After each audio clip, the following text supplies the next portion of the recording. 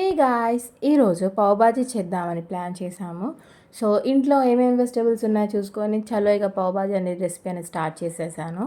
First అయితే ఆలు అనేది మనం బాయిల్ చేసుకొని పెట్టుకోవాలి. సో ఇంకా మనకి ఇంట్లో ఏమేమి అవైలబుల్ ఉంటే ఆ వెజిటేబుల్స్ అవన్నీ కట్ చేసుకోవాలి. సో ఇక్కడ నేనైతే ఆనియన్స్, క్యాప్సికమ్స్, టొమాటోస్, క్యారెట్స్, ఈ ఆలు, ఈ 5 వెజిటేబుల్స్తో పావ్ బాజీ చేద్దామని ప్రొసీజర్ అనేది స్టార్ట్ చేసేసాను.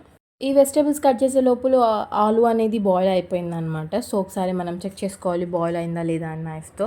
సో బాయిల్ అయిన తర్వాత దాన్ని నేను నైఫ్ మంచిగా స్మాష్ చేసి పెట్టుకున్నాను ఆలు. నెక్స్ట్ మనం కడాయిలో బటర్ యాడ్ చేసేసి అందులో ఆనియన్స్ అండ్ ఆనియన్స్ కొంచెం ఫ్రై అయిపోవాలన్నమాట. ఫ్రై అయిన తర్వాత అందులో క్యాప్సికమ్స్ అనేవి యాడ్ చేసుకోవాలి, చాప్ చేసుకున్న క్యాప్సికమ్ అండ్ క్యారెట్ని కూడా యాడ్ చేసి, ఇక్కడ నేను పీస్ అనేవి వాడుతున్నాను, ఫ్రోజన్ బఠానీ అనమాట. మీరు ఫ్రెష్గా వాడుంటే బాయిల్ చేసుకొని యూస్ చేయొచ్చు బఠానీ అనేది. నెక్స్ట్ అందులో జింజర్ గార్లిక్ పేస్ట్ యాడ్ చేసేసాను, మంచిగా ఫ్రై చేసుకున్నాను ఒక 5 మినిట్స్. ఆ తర్వాత టొమాటోస్ కూడా చాప్ చేసుకున్నవి యాడ్ చేసి దాన్ని ఒక 5 మినిట్స్ లిడ్ క్లోజ్ చేసి కుక్ చేశాను.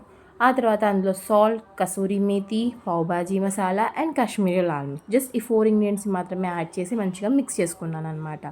సో ఆ తర్వాత మనం ఏదైతే బాయిల్ చేసి పెట్టుకున్న ఆలు ఉందో దాన్ని స్మాష్ చేసాం కదా, అది యాడ్ చేసేసి మంచిగా మిక్స్ చేసేసుకోవాలి. ఆ తర్వాత స్మాషర్తో మనం మంచిగా స్మాష్ చేయాలన్నమాట. అంటే మొత్తం క్రీమీ టెక్స్చర్ వచ్చేదాకా మంచిగా స్మాష్ చేయాలి.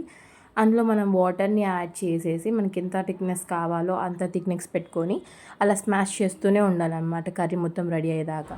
అంతే గైస్, పావ్ బాజీ అనేది రెడీ.